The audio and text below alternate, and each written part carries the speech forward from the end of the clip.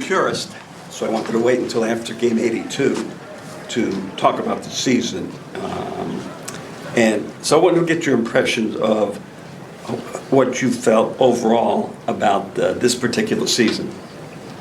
Yeah, I mean, I think it was certainly unique. I don't know what the right word to use would be. I think going into September, where we had most of those guys coming back, I think one of the things I talked to a lot of them about was just the whole free agency looming for so many guys. And, could we as a group understand that, if we could play together for each other, help each other, that, everybody would kind of get taken care of, so to speak, in the summer. I think we went through a period where we got off to a really hot start, and then I think the injuries really hurt us. I think we had 7 guys out. I think we maybe dropped 7 in a row. We got below 500. I thought, obviously close to the trade deadline, I think maybe we were a game above 500, a game below right there. And then obviously, all that happened, in those several days leading up to maybe it was 2 or 3 days. And I understood the decision from an organizational standpoint in terms of trying to pivot out of where we were at. And then, just trying to get limited practice time, no training camp, this group of guys together, and then obviously some of the guys like Anthony, never was able to get quite healthy. Nick Richards missed a lot of game. Josh was in and out. We just never got really, really healthy. So we're playing so many different lineups. So, it was challenging, but, I felt like the guys tried to do the best job they could with the hand that we were dealt. How do you assess, since you were so intimately involved in everything and still the topic of so much conversation, how do you assess it personally as a coach for this season? How do you look at your performance? Yeah, I mean, I'm always going to do that, of where I could have been better. As a coach, I'll go back and I'll review and I'll look at, where I could have been better after the trade deadline with that unique situation. Sit down and we'll talk as a staff. Did we do all we could do? Were there other things that we could have done maybe differently? There's always things I feel like at the end of the season I can always do better, and I always try to view it that way of, where you can make growth or improvement, not only as a coach, but with inside of your team and those kind of things. I thought we put an emphasis on being more physical to start the year. We were pretty good at the charge department there. I thought we really made some headway there. I think one of the things for us that we struggle with a good portion of the year that we have got to get better at, going forward is the turnovers. I think we were inconsistent there. And then certainly when the team changed after the trade deadline, that was a major problem, that and the rebounding.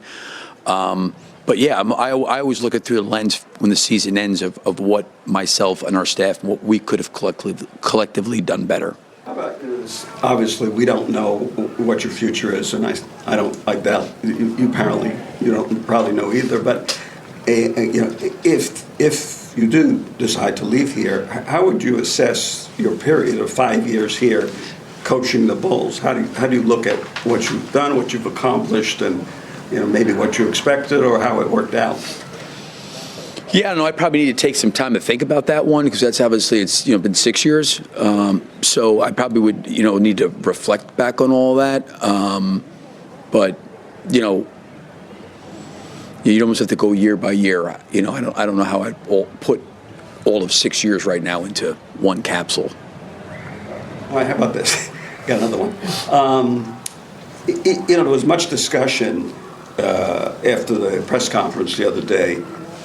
Michael, committed and it's very, very positive. He talked about, ownership's confidence in you. But the talking point for every outside was, is it appropriate that if you're going to bring in a new, top level manager, should he already have the coach? What do you think about that? Should somebody who gets hired in that job, should he have that coach, or do you have any opinion about that? Yeah, I think that's part of certainly would be the discussion, with ownership. And I said this before. One, I really appreciate, Michael and Jerry's support. I really appreciate the relationship with the both of them. I think, and I said this before, I think maybe some of Michael's comments, I understood what he was saying in terms of support of me. But I'm very, very confident that Jerry and Michael are going to do what's best for the Chicago Bulls, and they should. and we all need to because we work for the organization. So that's probably some of the things we probably need to discuss, quite honestly, when we get at some point this upcoming week to be able to do that. I totally understand it from a lot of different levels, and those are the conversations that I need to have with Jerry and Michael about. How would you assess Modest's season overall? I know we're asking like big picture questions, but kind of just generally, how would you assess Modest's second season? I kind of view his season a little bit differently. I think it was a season that gave him a lot of information to really make great growth this offseason. That's how I view the season. I think there was a lot of things that he got exposed to and had to deal with that he never had to deal with before. And it really took a turn for him from being a starter when the season started. And then all of a sudden, at the trade deadline, he's now going to become a leader.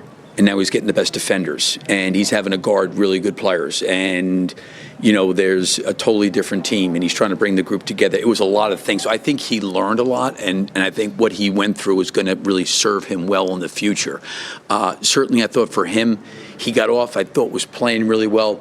It was a lot for him, quite honestly, after the trade deadline, and certainly what I asked of him in terms of trying to bring these new guys in, along with Trey and Josh and the guys that were already here, but then going from being a second-year player to now all of a sudden every night you're getting the other team's best defender, you're having to play two ways, the thrusted into that, and I think it was eye-opening for him, and I know he always takes those kind of moments and figures out ways to utilize them to get better because he thinks he's always learning in all of this, and I think that's the best teacher for him going forward. Yeah, he revealed something to us after the Orlando game, which I hadn't heard before, where he said he went to you and Billy Schmidt last offseason and said, I don't know how to win. Yeah. Can you teach me? And even though you guys didn't have a winning season, he felt like he made growth and strides in how to impact winning. Do you agree? Yeah, I think that, and I appreciate his openness and honesty in a lot of ways. A lot of players wouldn't say that publicly. And he is such a great kid and an honest kid, and I have great respect for his honesty when you talk to him. It's very, very direct. He's very open. He's very honest, and he speaks and asks questions. And some of this stuff was, quite honestly, here's a young player that's in high school and goes to the Ignite G League, and he's playing in that. They win 5 games. How would he ever know what it is? He's just been told he's this unbelievable talent and gifted. But to me, this is what I've always talked about with the player development piece. I feel like it's my responsibility and our staff's responsibility to show these guys how to become winning players. And sometimes taking a guy and playing him 30 minutes a game doesn't show that to them. Sometimes you got to take the guy out of the game. You got to show things that he's doing negatively or positively that has a chance to impact winning. And I think for him, the fact that he says, teach me how to become more of a winning player. I don't know necessarily how to do that. And you start to speak about things. You start to show him things. You start to talk about other players. You start to talk about, time score situations, what's going on, all those things. And it was a lot for him. But I love the fact that he takes it in and he wants it. And when he falls short, he doesn't get down about it. Like he's very much knows that these mistakes are going to be part of his growth and development. That's what I love about him. He's got a great spirit about him. I bring these things up because we may not see you again. I mean, you'll be around somewhere, but we may not see you again. This is the last time for this season, too.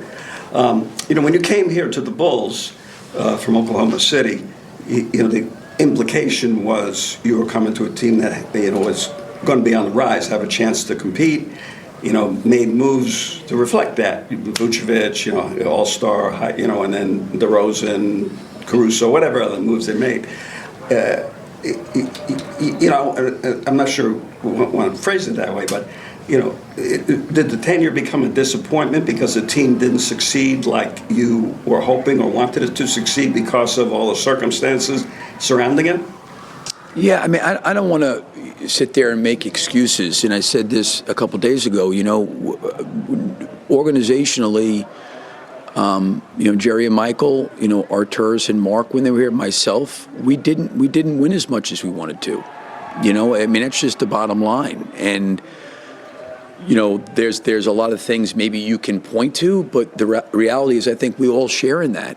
We all share in that. And that's, you're coming to an organization with an incredible fan base with great support. an organization that has won, obviously, a significant amount of NBA championships, and you're wanting to, I don't want to say restore, but you feel a responsibility to be able to, win at the highest level, and that did not happen. So there could be many factors to look at. I always try to look at it through my own personal lens of how could I, in some way, done more or done better, with the guys that we had. Even this year, I mentioned that before, how I'll view this year or, how my performance. I always look at ways to get better. But clearly, we hadn't won at the level we all wanted to when we first came here. A lot of self-reflection. Are you hurt by that, by the way it worked out? Because, you have had so much success in your career, basically everywhere you've been. Yeah, I don't know if hurt by it. I do think that losing can be a great teacher in terms of what you learn, about, things that, you can sit there and say, well, for example, like Lonzo's injury, right? I don't think that's all of 6 years, if that makes right. So there's like a lot of things you can look at, but I do think there's a lot of things that you can learn from that.